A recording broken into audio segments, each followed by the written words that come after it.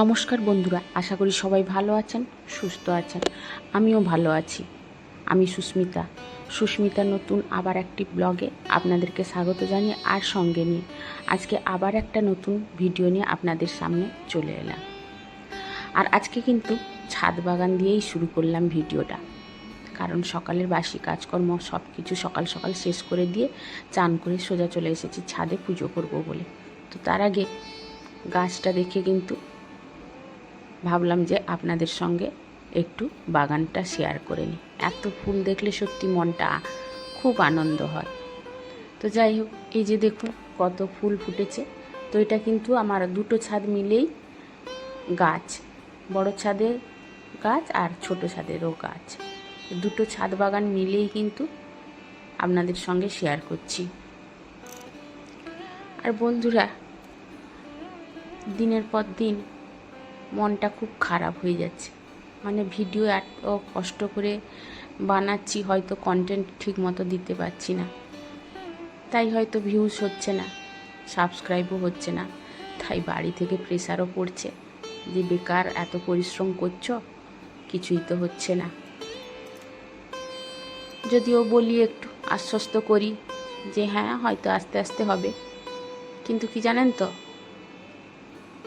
আমাদের মতো মধ্যবিত্ত পরিবারের বউ, তাদের কিন্তু সংসারে অনেক কষ্ট। সারাদিন কাজকর্ম করতে হয়, উল্টে আরও কথা শুনতে হয়। আমার ক্ষেত্রে আরও একটু আলাদা, যেহেতু আমাদের বাড়িতেই দোকান, তো সেই জন্য আমার ঝামেলাটাও একটু বেশি। কারণ সংসারের কাজকর্মর সঙ্গে সঙ্গে অন্যান্য কাজও থাকে, প্লাস দোকানের কাজও অনেক সময় মাঝে মাঝে গিয়ে করতে হয়। বা বাইরে যখন লোক আসে তাদের সঙ্গে একটু বসে কথা বলতে হয়। অনেক রকমের লোক আসে, তাদের সঙ্গে কথা বলতে হয়, সময় দিতে হয়। সেই জন্য কিন্তু অনেকটা পরিশ্রম হয় সারাদিন।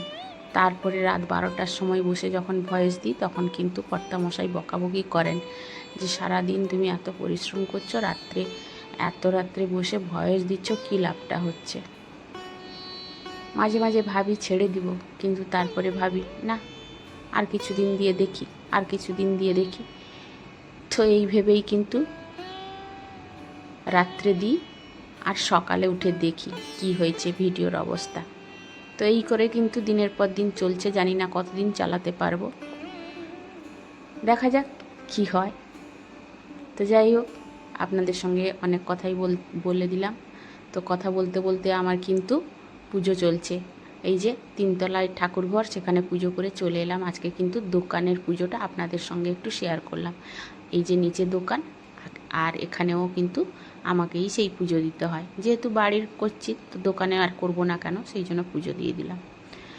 তো দোকানে পুজো দিয়ে কিন্তু সোজা চলে এলাম সকালের ব্রেকফাস্ট বানাতে। আর আজকের ব্রেকফাস্ট হচ্ছে আমাদের, আমি, মেয়ে আর ছেলে, কর্তামশাই 4 জন খাবো ওই চিড়ে দই। আর ওই যে দোকানের বাচ্চাগুলোকে দেবো হচ্ছে পান্তা ভাত। তো ওদের কিন্তু সেদিকে রেডি করে দিয়েছি, আর এদিকে আমাদেরও রেডি করা হয়ে গেছে।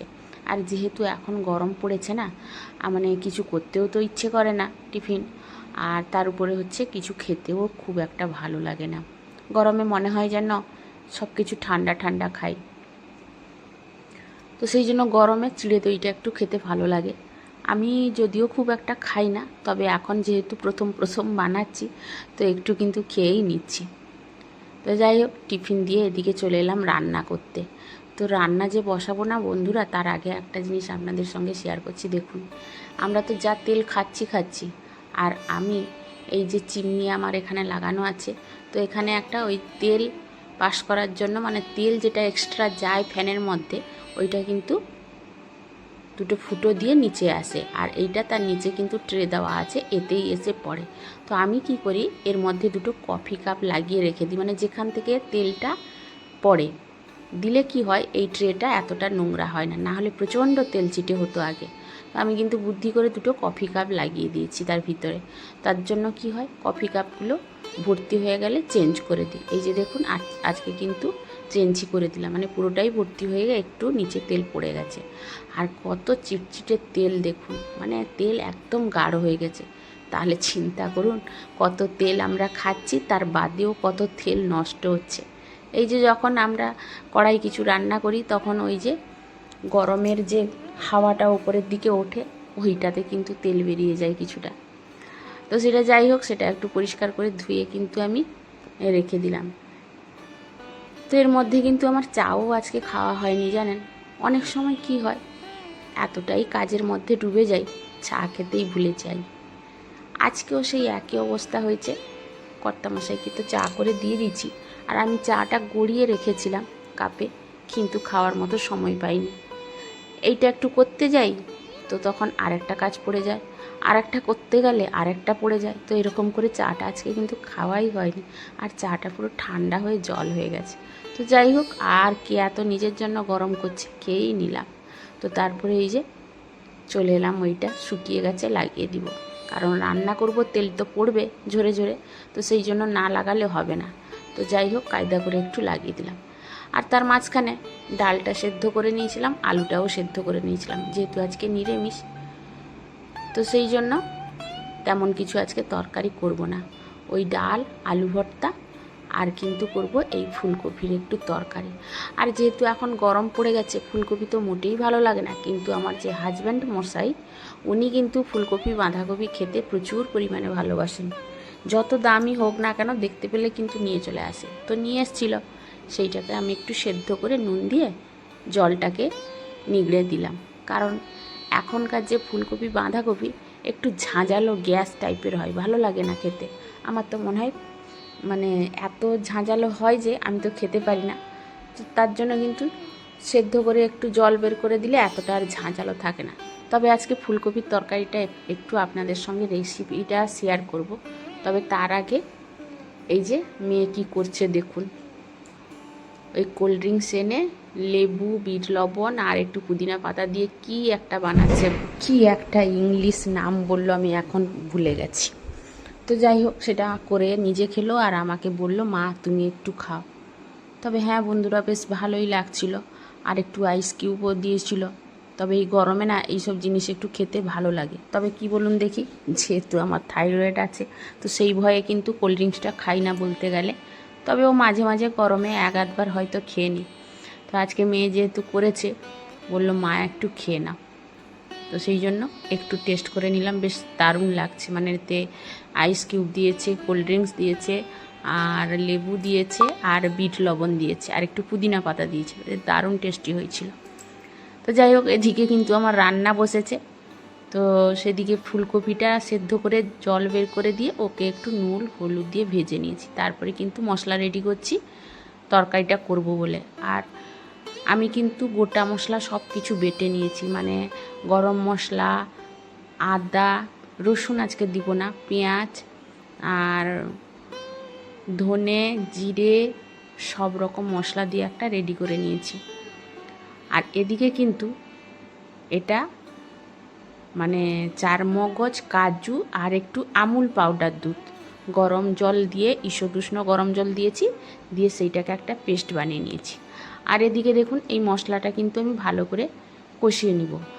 মানে এই যে বললাম, গোটা মশলা সব বেটে নিয়েছি, আর তার মধ্যে একটু তেলে আমি কালো জিরে ফোড়ন দিয়েছিলাম। তারপরে যা দেওয়ার কথা নিত্যদিনের যেসব মশলা, লঙ্কা, হলুদ, আদা, সব কিছু দিয়ে কিন্তু মশলাটাকে ভালো করে কষাতে হবে বন্ধুরা। আর এই তরকারিটা খেতে কিন্তু দারুণ লাগে, মানে নিরামিষে তরকারি করলে ফুলকপির তরকারি দারুণ লাগে খেতে।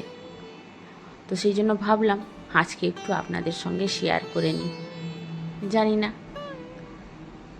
আপনাদের যদি ভালো লেগে যায়, আপনারা একবার ট্রাই করে দেখতেও পারেন। তো সেই জন্য কিন্তু মশলাটা ভালো করে কষানো হয়ে যাওয়ার পরে, যেহেতু বাড়িতে একটু ছোট পেঁয়াজ এনেছিল, এই যে গোটা ছোট পেঁয়াজ যেগুলো হয় সেইগুলো এনেছিল, তো সেইগুলো কয়েকটা কিন্তু দিয়েছি। আর এরকম মশলার সঙ্গে কষিয়ে এই ছোট পেঁয়াজগুলো খেতে কিন্তু দারুণ লাগে। তো সেই জন্য সেই ছোট পেঁয়াজও দিয়ে দিয়েছি ওর মধ্যে, দিয়ে কিন্তু মশলাটাকে আবার ভালো করে কষতে হবে।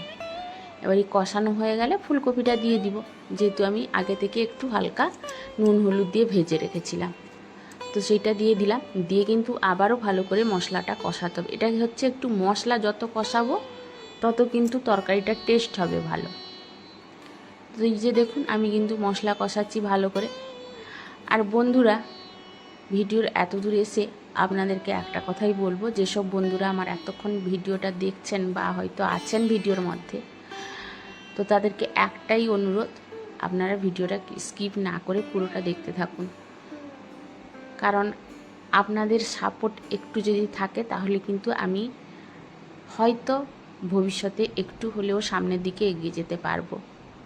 তো সেই জন্যই বলা, বাদ বাকি আপনাদের ইচ্ছে, জোর করে তো আর বলতে পারবো না বা গিয়ে কিছু দেখতেও পারবো না যে আপনারা কি করছেন। তবে আমি যার ভিডিও দেখি তার কিন্তু ফুল ওয়াচ করি, এইটুকু আমার প্রতি বিশ্বাস রাখতে পারেন প্রত্যেকেই। আমি যার দেখি ফুলই দেখি। তো যাই হোক, এই যে দেখুন আমার কিন্তু মশলা কষানো হয়ে গেছে, জলটাও দিয়ে দিলাম। এখানে কিন্তু আমি গরম জল দিলাম। গরম জলটা দিলে কি হয়, ভালো হবে তরকারিটা, টেস্ট হবে। তো সেই জন্য কিন্তু গরম জল দিয়ে একটু ঢাকা দিয়ে দিব আমি। যেহেতু আমি ফুলকপিটা মানে কমই ভেজেছি, তো ঢাকা দিয়ে দিলে একটু তাড়াতাড়ি সেদ্ধ হয়ে যাবে আর গ্যাস খরচাও বাঁচবে। তো সেই জন্য কিন্তু আমি ঢাকা দিয়ে দিলাম একটু। তারপরে ঢাকাটা খুলে দেখলাম যে আলু আর ফুলকপি যদি 80% সেদ্ধ হয়ে গেছে, তখন দিব ওই পেস্টটা, মানে কাজু, চারমগজ আর আমুল দুধের যে পেস্টটা বানিয়ে রেখেছিলাম ওই পেস্টটা দিয়ে দিব।